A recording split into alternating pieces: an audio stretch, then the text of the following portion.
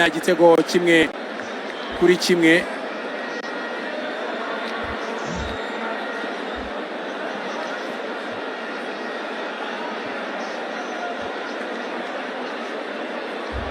igitego rero nk'uko rero mbikesha ikinyamakuru cyitwa kawowo.com cyo muri Uganda.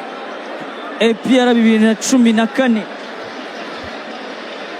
bashize imyaka 12 yari yahuye na Rayon Sport hari muri Sekafa Kagame Cup kimwe cya kane kirangiza. Iyo simwe yabereye banganyije ibitego 2-2. Icyo gihe Rayon Sport yatsinzwe kuri penalty enye kuri 3 na APR. Ari iyo simwe yabereye Kigali harimo na Polisi. Kigali Regional Inyamirambo. Ari 3 Rayon Sport APR na Polisi. Aho ni hamwe niyo makuru nyesha ikinyamakuru cyitwa Kawowo Sports. Ahandi hari Peace Cup ya 2022 muri semifinal. Naho banganyije ubusa ku busa. Rero ubwo ni penalty zigiye aho bakizwa na penalty ntabwo ari kenshi ya penalty zikina ngo zitandukanwe na penalty. Aho rero cyo ni igitego cya mbere Rayon Sport yabonye kuri penalty kwikosa umuzamu Adolphe yakoreye kuri Asumani ubwe aza kwiterera ino penalty ku minota 44 itera neza. Hanyuma rero ekipe ya APR ikaba yaje kwishyura iki gitego cyaje kwishyurwa na William Togimere Eke Kumbara kuri pasi yari ivuye kwa Sheikh Jibril Watara. Ahangaha ari ku minota 44 abakunzi ba Rayon Sport bavuga bati Leo ni Leo. Noneho hano muvuga ko muri Ona of Dhabi uno munsi turaza kubigarura ariko ntabwo nyuma nuvuga ngo cyahita cyo ku minota 44 amarero uwitwa William Togimere minota 52 nuvuga ngo nyuma minota 7 bagarutse mu gice cya kabiri kuri pass serve hafi neza muri kona uwitwa Sheikh Jibril Watara hanyuma William Togimere Eke Kumbara atereka umutwe ashira kuri deuxième poteau umuzamu Kwizera Olivier gukuramo umupira biranga. Mukanya rero ni penalty akipa agiye gukizwa na penalty. Mbibutsa ko iyi ni finale y'igikombe cy'amahoro cya 2026 mu cyiciro cy'abagore ho Rayon Sport yasoje ibyayo mu minota 90 isanzwe aho yatsinze Polisi Women Football Club ibitego 2 ku busa itirekwa na sheke miliyoni 8 ndetse n'igikombe. Hanyuma rero mu bagabo umwaka ushize APR yari yabisoje mu minota 90 isanzwe itsinda ibitego 2 ku busa. Ubu ngubu bikaba bisabye ko bajya muri penalty shootout. Ese ni ekipe iri bwegukane igikombe cya 2026 mu gihe rero n'urugamba rwa shampiyona icyiciro cya mbere hano umupira w'amaguru nagoro muragenda rugana ku musozo kuko kugeza ubu ngubu hasigaye match ebyiri ndetse andi makipe akaba asigaje match imwe. Ngo rero kuri Rayon Sport yo irabizko kugeza ubu Rayon Sport ni iya kabiri ariko mu makipe yakina mu Rwanda. Muri rusange Rayon Sport ni iya kane muri shampiyona ifite 52 irushwa na APR amanota 10 ariko muri rusange ngo ko ari yo kwa igikombe cya shampiyona APR ku mwanya kabiri ari merekiri ku mwanya wa gatatu Rayon Sport ku mwanya kane ariko uko babara amakipe imbere mu gihugu bwo Rayon Sport niyo ya kabiri. Bivuze ko rero mu gihe n'ubundi Rayon Sport igikombe baheruka muri 2023 uno munsi batacyegukanye ariko bakazasoza ari aba kabiri kuko APR yacyegukanye ariko n'igikombe cya shampiyona cy'amakipe akiri imbere mu gihugu ubwo n'ubundi Rayon Sport azasohoka muri CAF Confederation Cup ko APR yo yamaze guhabwa igikombe nk'ikipe yo mu Rwanda kubera ko ari nubwo igikombe ariko kiriya gikombe ntabwo cyabagarwa kibarwa ko ari yasuye iwabo kujya gukina imikino ya playoff kugira ngo babishakemo amakipe azakinamo imikino ya kamaramaka muri rusange cyangwa se azakina CAF Champions League.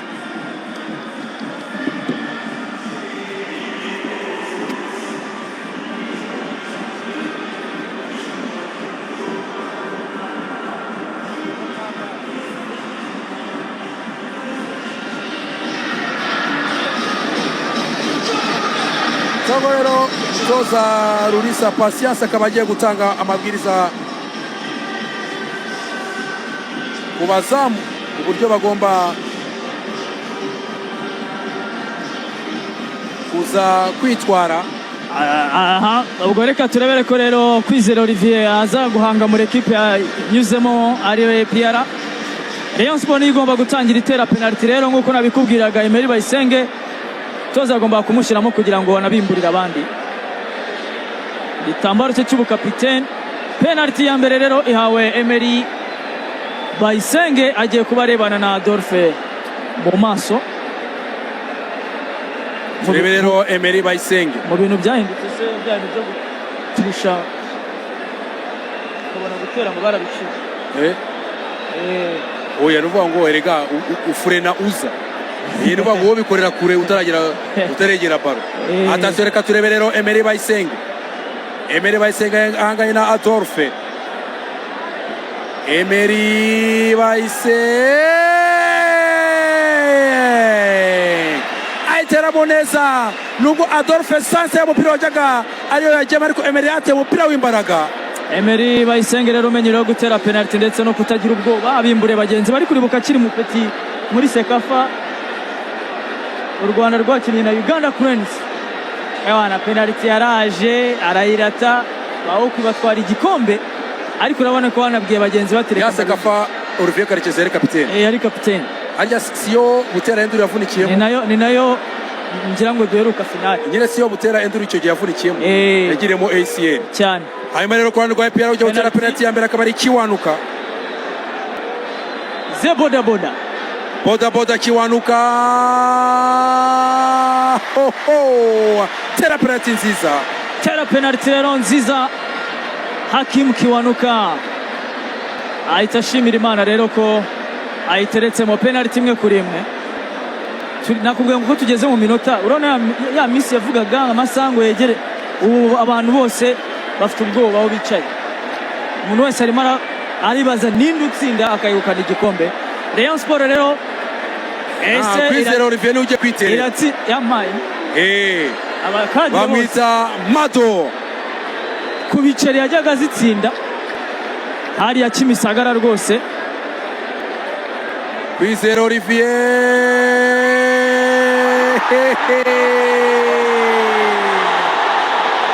Kwizera Olivier rero arakuruwaza umupira awuta hanze, nubwo Adolphe yari yaguye sansenike, ariko umupira Kwizera Olivier awutaye hanze.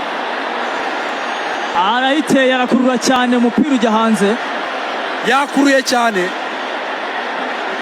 yatewe penalty neza ariko arakurura cyane. Rero ni ahantu hamwe Rayon Sport yigeze itsinda APR kuri penalty inshuro ebyiri byabaye, APR yazitsinze. Ese kuri inshuro iraza kongera kwitsinda, ndetse yibutse ko ari umukino wa karindwi itabasha kwitsinda hano muri stade Amahoro nshya ivuguruye. Rebero niba Byiringiro Jean Gilbert Kekagege penalty ayiterekamo, cyangwa se Kwizera Olivier nyuma yo gushyira penalty yongera kugarura muri mood cyangwa se mu mukino ekipe ya Rayon Sport. Kirinyi nawe usanzwe uzwiho gutera penalty neza. Byiringiro Jean Gilbert yuzuza imyuka, Jean Gilbert ayiterekamo neza. APR penalty ebyiri, Rayon Sport imwe. Penalty ebyiri za APR. Kagege nawe ashimira Imana kuri penalty ateye rero. Kwizera Olivier ayikurikiye ariko yariremereye ndetse yihuta, ntiyabasha kwikuramo nk'uko yabyifuzaga. Penalty ebyiri kuri imwe, ndetse rutayizamu Ndikumana Asman watsinze penalty yo mu mukino. Reka turebere n'izi ngizi, wabona iyi ngiyo atabashije kwitsinda kandi yatsinze yo mu mukino. Ndikumana Asman rutayizamu mpuzamahanga w'umurundi yuzuza imyuka, abari intambwe ze Asuma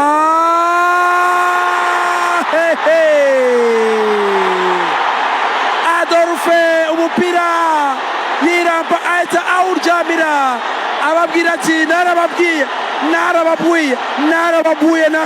narababuye ko iri zamu nigeramo nazarivamo, ahita afata penalty ya Asumani. Adolphe rero n'umwe mu bazamu bazwiho gufata penalty buriya. Ni karite afite nziza, yo gukurikira penalty no kuzikuramo, ndetse Asmani atera penalty nabi nkuko nari mbikubwiye, ashobora kwitsinda mu mukino, ariko byagera ahangaha umuzamu kubera ko muba mwarebanye kenshi, ubonye ko Adolphe yaramaze kumureba anabona n'ikirenge, ndetse aho agiye gutera umupira ahita awukuramo. Amahirwe Rayon Sport ifite nuko Olivier Kwizera akuramo iyi penalty. Kapiteni Niyomugabo Claude, attention reka turebe Niyomugabo Claude twamenye no gutera ama penalty. Niyomugabo Claude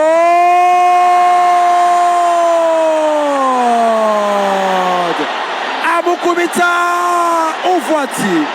Niyomugabo Claude kapiteni arabwira ati Kwizera Olivier dukinana mu ikipe y'igihugu Amavubi, arabwira ati Kwizera Olivier uvati. Olivier arasubiza ati Shemonike contre-pied. Ça c'est une penalty nziza, penalty nziza cyane. Kapiteni rero ahita bibutsa ko ekipe ya APR abereye kapiteni igomba gutwara igikombe, ndetse umwe mu bakinnyi bakunda kwishongora cyane ku bakunzi ba Rayon Sport. Urabyibuka ubwo baheruka gutwara igikombe cy'amahoro, bafashe mikro baba banausa, negereje kandi gakoryo baza gukora ahangaha Didier yiwushije biraba birangiye. Ahana irata witwa Didier biraba birangiye, ndetse no kwitsinda APR ikayitsinda nabwo biraba birangiye. Attention reka turebe Didier tekamo neza. Didier penalty rero, penalty nayo nziza cyane, agarura icyizere byibuze abakunzi ba Rayon Sport ko penalty ebyiri zisigaye Kwizera Olivier agomba kuzikuramo, n'ayandi mahitamo afite. Penalty ebyiri zisigaye agomba kuzikuramo kugira ngo bakomeze, niba mutsinda imwe biraba birangiye. iyi Denis Omedi nayitsinda biraba birangiye cyane, nayitsinda biraba birangiye. Omedinho ayirata bakomeza, ariko arasabwa nabwo kuzikuramo penalty ebyiri zikurikira, biragoye. APR 90%, abafana ba APR bose batangiye gukoma amashyi. 99% APR amanitse igikombe. Ni ikibazo cy'igihe gusa.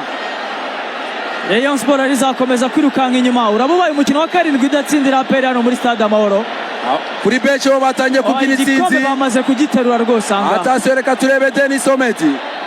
Omedinho rutahizamu mpuzamahanga w'Umugande Denis Omedi.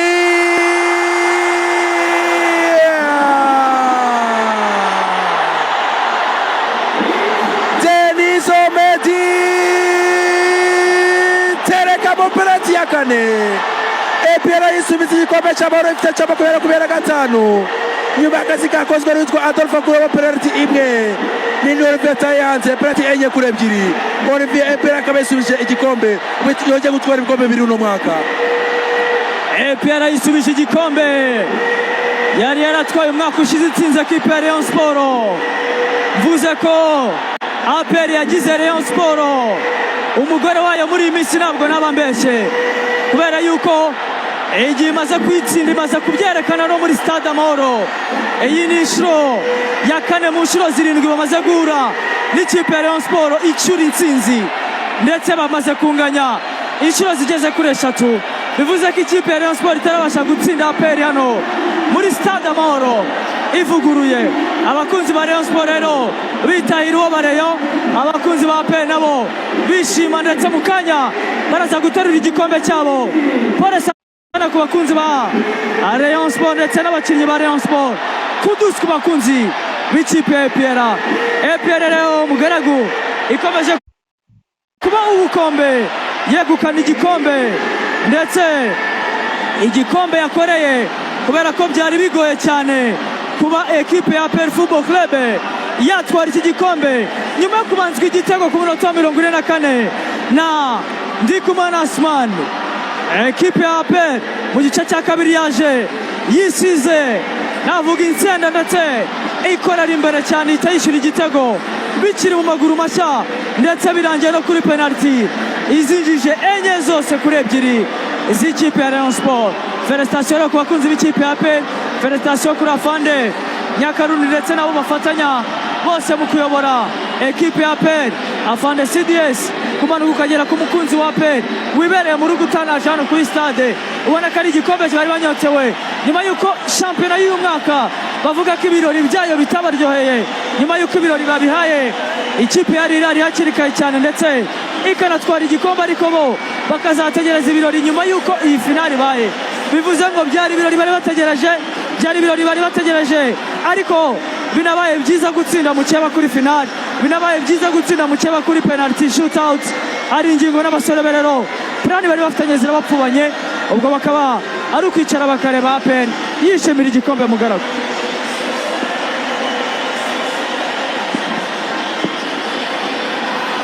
Bakiri ba Rayon Sport bose ubona ko bicaye hasi, bakiri ba Rayon Sport bose ubona ko bicaye hasi ndetse banababaye. Ikiraro kikaba kibaye igikombe cya 15 APR yegukanye cya igikombe cy'igihugu cyangwa se Peace Cup.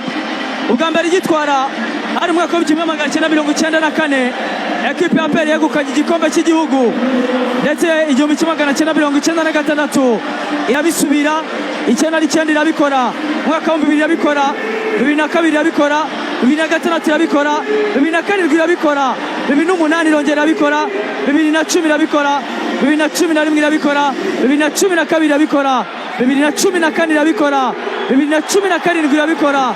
Ihagarikira aho ngaho andi ma ekipe aridagadura, yongera gukanguka rero intare mu mwaka wa 2025, umwaka weruka itwara igikombe, yongeye kukisubiza rero uyu mwaka wa 2026.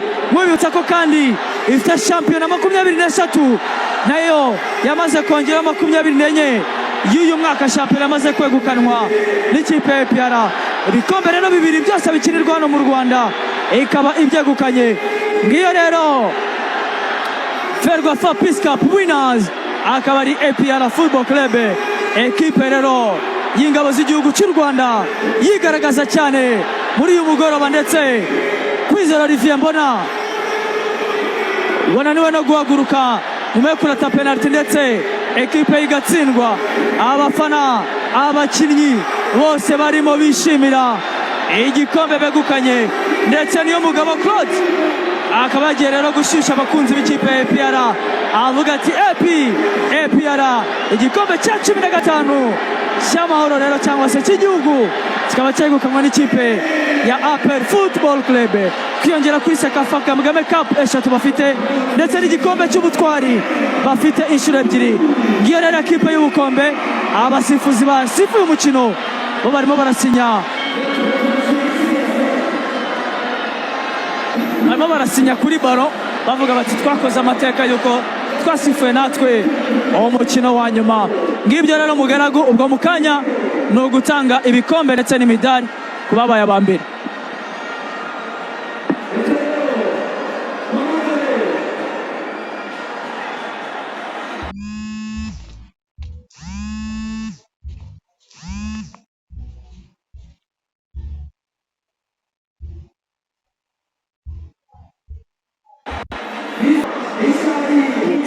kuri mwese mukomeje gukurikira gahunda za televiziyo Rwanda mu mwanya w'amakuru agiye kugaruka ku nyungu z'ingenzi zikurikira. Perezida wa Repubulika Paul Kagame na Madamu Jeannette Kagame bitabiriye isabukuru y'imyaka 20 y'imikoranire hagati ya kaminuza ya Oklahoma Christian University y'u Rwanda n'abanyamuryango ba Unity Club.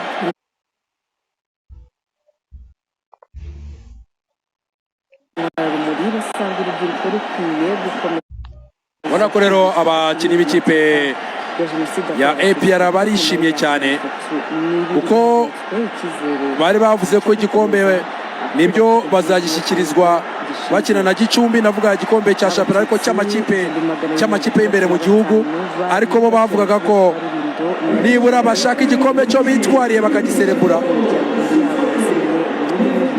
Rero ubona ko bishimye cyane.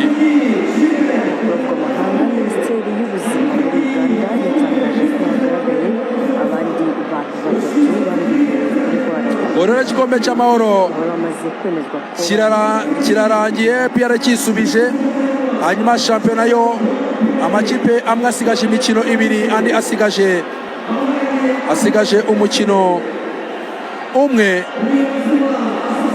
rero APR izashyikirizwa igikombe cya shampiyona BK Pro National Champion bitabiriye bakina na Gicumbi. imikoranire hagati ya kaminuza ya Oklahoma Christian University mu Rwanda. Imikoranire rero bakaba bamaze kwitwarira igikombe abanyarwanda n'abayobozi rero za Amerika muri iryo shuri bigeze muri batandukanye bagiye gushimira ama ekipe yitwaye neza bagomba guhera ku basifuzi. mu Rwanda ni isabukuru yahuriranye no kurangiza amasomo y'icyiciro cya gatatu cya kaminuza ku banyeshuri 40 barangije mu mashami ya engineering. rero abakinnyi bari abo bari muri celebration zabo ba APR baririmba bati Talebu Talebu Talebu, barimo baririmba bati Talebu wagiye kwishimana n'abakinnyi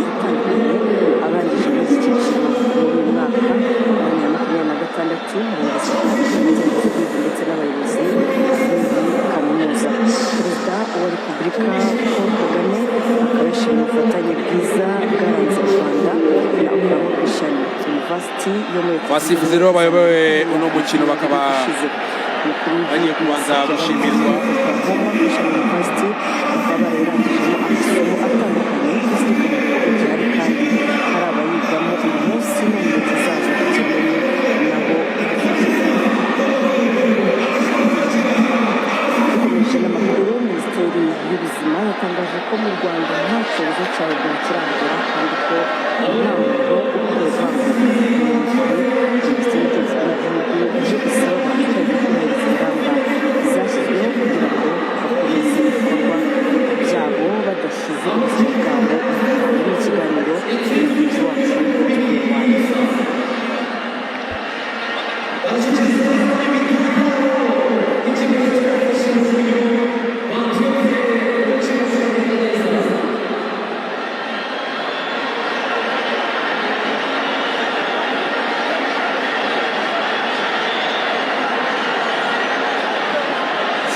abasifuzi rero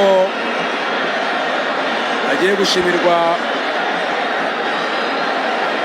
nko ku cyiciro cy'abagore ndetse no mu cyiciro cy'abagabo. abasifuzi basifuye imikino rero bose bakaba bagiye kubanza gushimirwa mbere y'uko amakipe nayo aza gushimirwa. baho rero umuyobozi wa kuruhande rwa Rayon Sport, umuyobozi kuruhande rwa APR, hanyuma uhagarariye Ferwafa ni ndabona ari Boni Mugabe ndetse na Mudaheranwa Yusuf bakunda kwita Haji, umuyobozi wa Rwanda Premier League. aribo bagiye gutanga ibihembo ku bitwaye neza.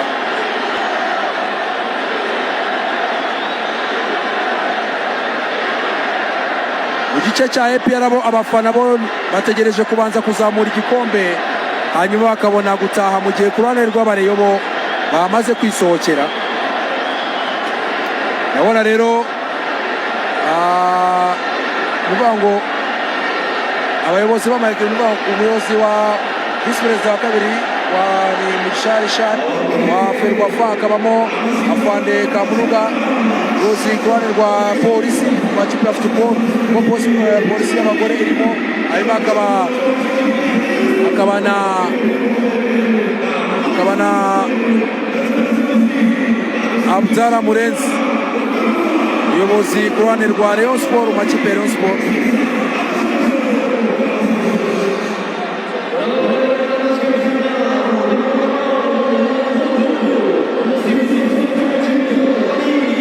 hanyuma rero ku ruhande rwa APR bakaba bahagarariwe n'ubundi na Afande Mugisha Vincent, umuyobozi w'ikipe ya APR.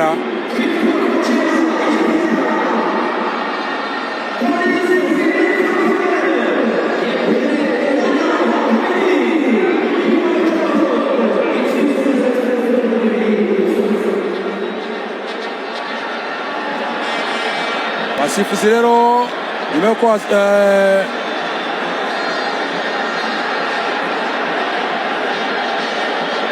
nyuma y'uko rero batanze imidari ku basifuzi basifiye finali y'abagore, hatanzwe n'imidari no ku basifuzi basifiye finali y'abagabo.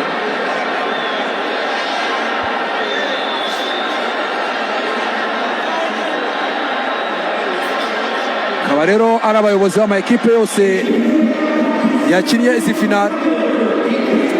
Rayon Sport yahagarariwe na Murenzi Abudara, hanyuma Afande Kamunuga akaba ahagarariye ubwo polisi y'abagore, ubwo Abudara we yahagarariye Rayon Sport y'abagore ndetse n'iy'abagabo, hanyuma hakaba Afande Mugisha Richard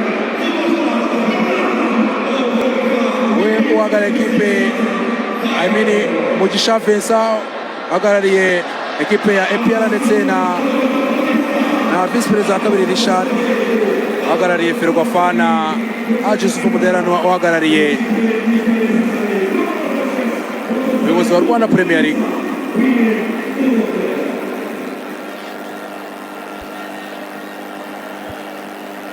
Aba rero abakinnyi ikipe ya polisi yabwa miliyoni 6.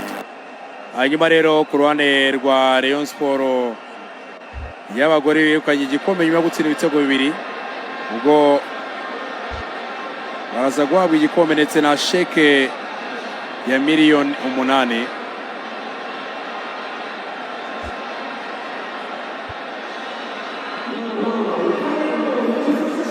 Bari staff rero ekipe ya Polisi Women Football Club nayo iri guhabwa gushyikirizwa imidari.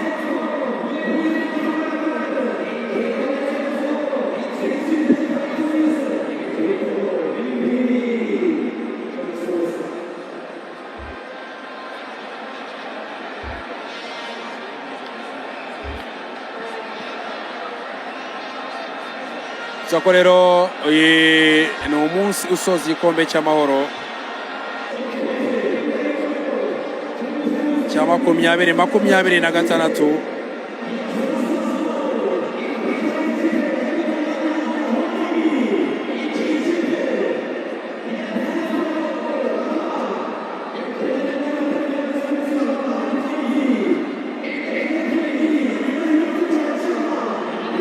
Rero ni sheke bagiye gushyikirizwa miliyoni 5 z'amafaranga y'u Rwanda, akaba rero ariyo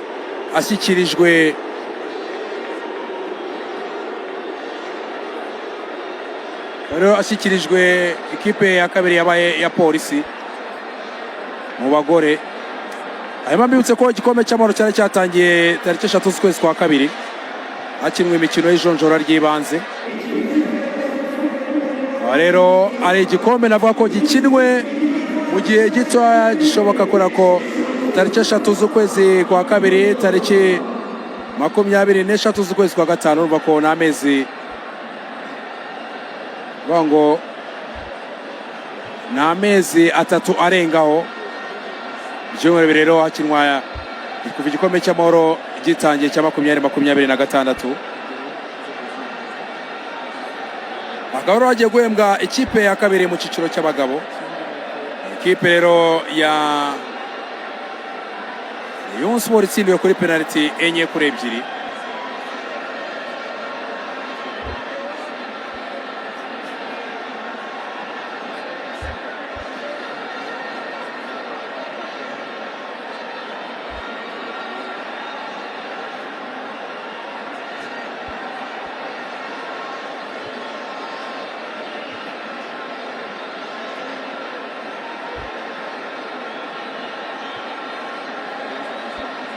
Embo rero birimo biratangwa mu gihe ariko ubwo mu cyiciro cy'abagore ho basoje igikombe cy'amahoro, ariko n'ubundi Rayon Sport ikaba iyo yatwaye ibikombe byombi. Uruvuga ngo no muri shampiyona Rayon Sport abagore yari ihanganye na polisi, hanyuma rero iza kwitwara igikombe ndetse inagishimangira n'uvuga ngo muri juru n'ebyiri za nyuma ubwo ikipe ya Rayon Sport yitsindiraga polisi. Yego rero Rayon Sport abagore yegukanye ibikombe byombi cya shampiyona ndetse n'igikombe cy'amahoro. Mu gihe ubwo APR nayo ibikoze yegukanye igikombe cya shampiyona ariko cy'amakipe yano mu Rwanda, BK Pro League National Champion, ndetse ikaba inarengejeho n'igikombe cy'amahoro kuko n'ubundi n'umwaka ushize yabikoze.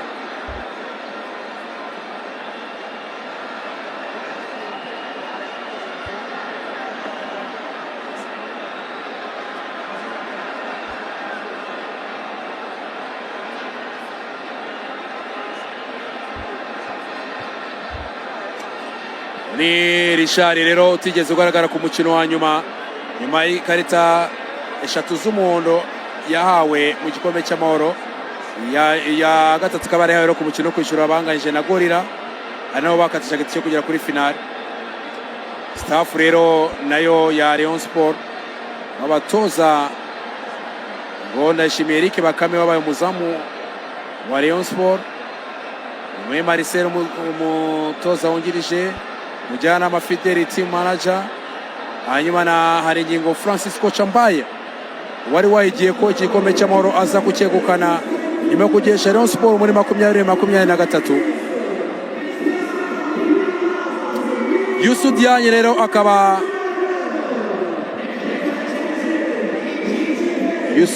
akaba agiye gushyikirizwa sheke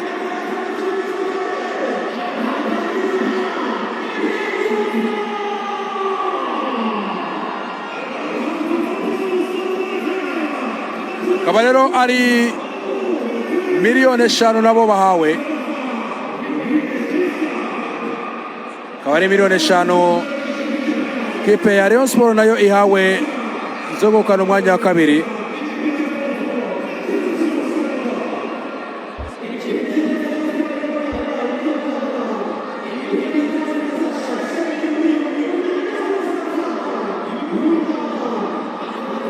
Rayon Sport y'abagore nyuma yo gutwara igikombe cya shampiyona n'iki gikombe cy'amahoro, umutoza Rwaka Claude akaba agiye gushyikirizwa rero nawe mudari ndetse n'ikipe bahabwe igikombe ndetse na sheke ya miliyoni 8 y'amafaranga y'u Rwanda.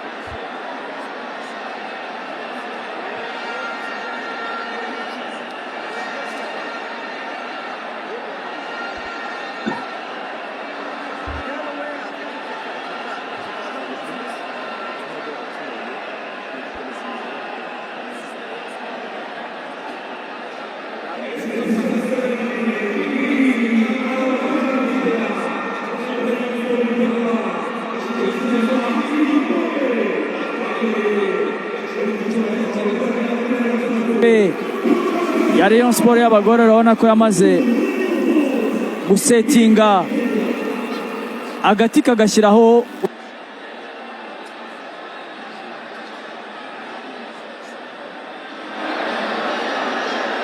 abakobwa ba Rwaka Claude bongeye gutwara igikombe ndetse bakaba bishimiwe kuri iyi nshuro.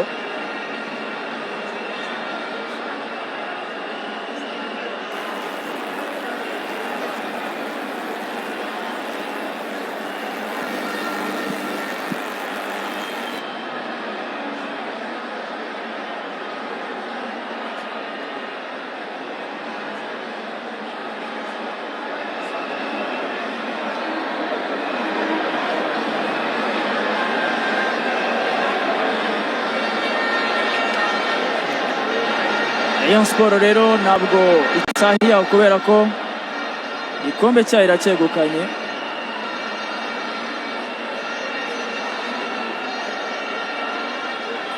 Abakobwa ubona ko ibikombe byose izajya bikusanya mu gihe andi ma ekipa akirimo kwishakisha yo yarashyizemo imbaraga.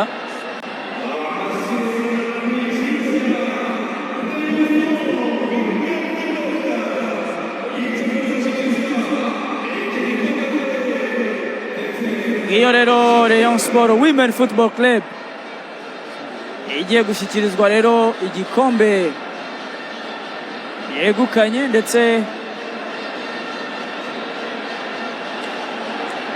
bishimishije kubona yongeye kugitwara nk'uko yari yabigenje umwaka ushize. Miliyoni 8 rero abakobwa ba Rayon Sport bakaba bazihawe.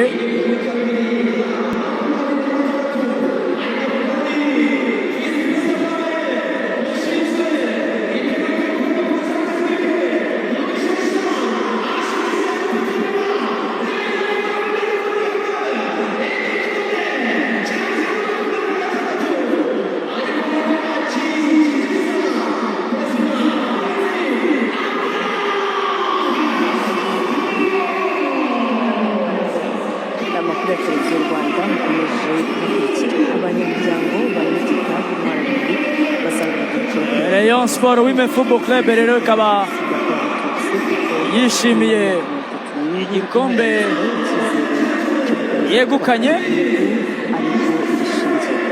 Ubwo mu kanya rero bakaba bagiye guhemba abagabo nabo bitwaye neza, ndetse ni igikombe batwaye nyuma yo gutwara na shampiyona y'uyu mwaka. Bahigitse ama ekipe harimo na Police, bahigitse ama ekipe nka za Muhazi, ama ekipe nka za AS Kigali. Ngo mu kanya rero APR Football Club ikaba igiye guhabwa nayo igikombe yegukanye mu by'ukuri.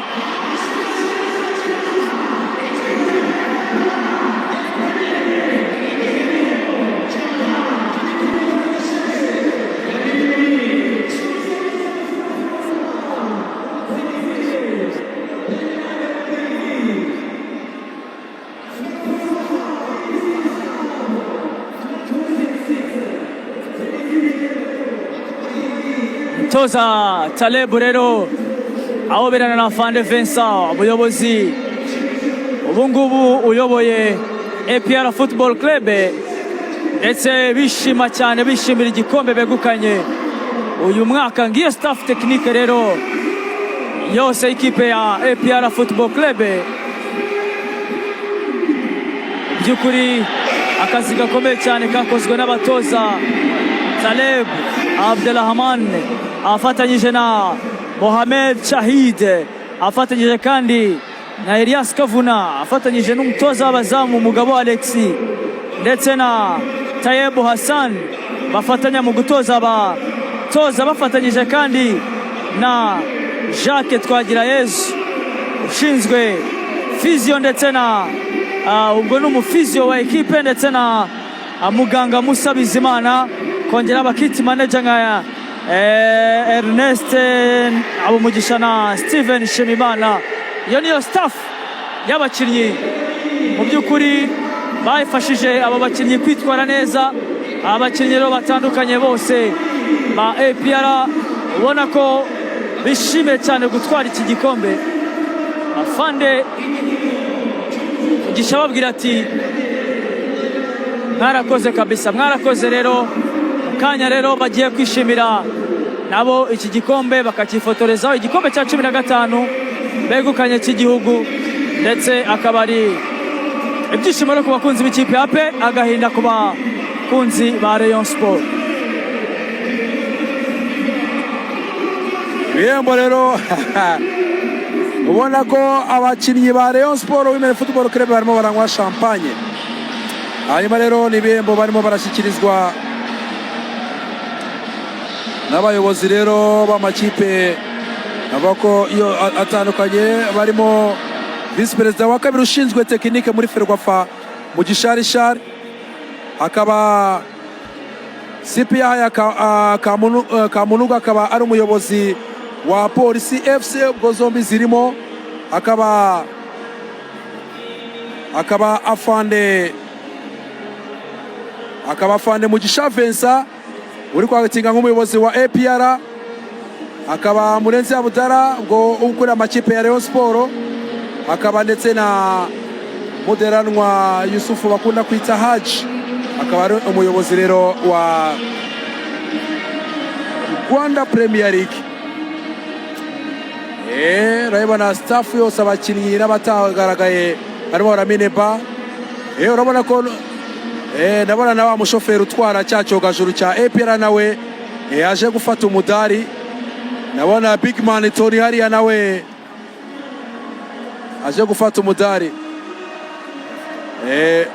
Dawuda Yusufu arari live ababwira ati abo muri gani wacu reka mbereke ko rero ahangaha twe twaje gukora akazi kandi tukaba turatana n'imidari. Ama rero kapiteni Niyomugabo Claude akaba ajya gushyikirizwa igikombe cy'amahoro cya 2023, kikaba n'igikombe cya 15 mu mateka APR yegukanye. Kunzi ba APR rero bakaba bagitegereje no guserebura igikombe. Sheke ya miliyoni 12 akaba rero ariyo APR ishyikirijwe, ubwo izo ziyongera kuri miliyoni 80 bazahabwa banashyikirizwa igikombe cya shampiyona ku mukino bazakina na Gicumbi. Ama rero ni Mugisha Richard, vice president wa kabiri muri Ferwafa ushinzwe tekinike, akaba rero ashyikirije igikombe Niyomugabo Claude. Ama Niyomugabo Claude atera isaruti, akaba ari afande Mugisha Vincent amutera isaruti amushyikiriza igikombe nk'umuyobozi uri kwagitinga, nk'umuyobozi rero wa APR. Nk'uko bisanzwe Niyomugabo Claude iyo APR imaze kubona igikombe agomba guhita akizamukana rero akajya kugishyikiriza abafande hejuru. Ahita akizamukana rero akajya gushyikiriza abayobozi bakuru b'ikipe ya APR n'abakinnyi bose baba bategereje kugira ngo igikombe Niyomugabo Claude abanza agishyikirize abayobozi bakuru b'ikipe ya APR.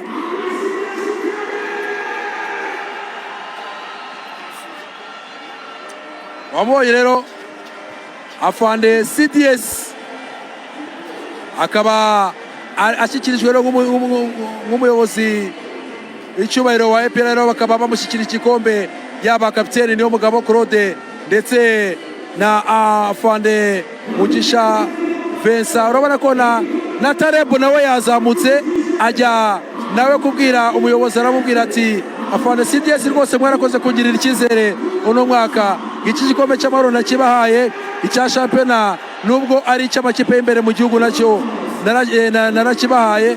Iki rero iryo ni ishimwe ryo kuza kubaha muri rusange. Akaba rero ari celebration y'abakinnyi b'ikipe ya APR nyuma yo kwegukana igikombe, ati ni winning team. Tarebu ari aravuga ati reka banze nanjye fata agafoto. Tarebu afata agafoto hariya uwitwa Haridi aravuga ati reka nanjye iyi foto rwose y'urwibutso Tarebu ntuzayebure mu mafoto uzamanike iwawe. Abafana ba APR rero bakaba barimo barakomera amashyi abakunzi babo ndetse n'ikipe yose muri rusange.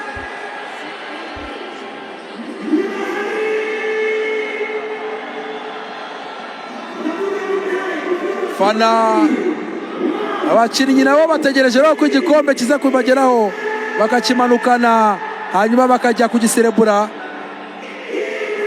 Abakunzi ba APR batandukanye n'ababa hafi ikipe ya APR nabo bose bakaba barimo babanza gukora kuri kiriya gikombe cy'amahoro cya 2026, igikombe cya 15 mu mateka.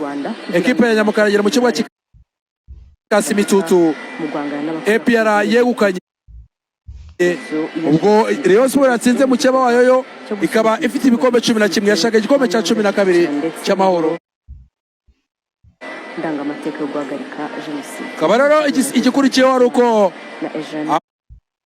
abakinnyi, staff n'abakunzi ba APR bamaze kugera hasi bajya kwifotoreza ku gikombe cy'amahoro cya 20 makumyabiri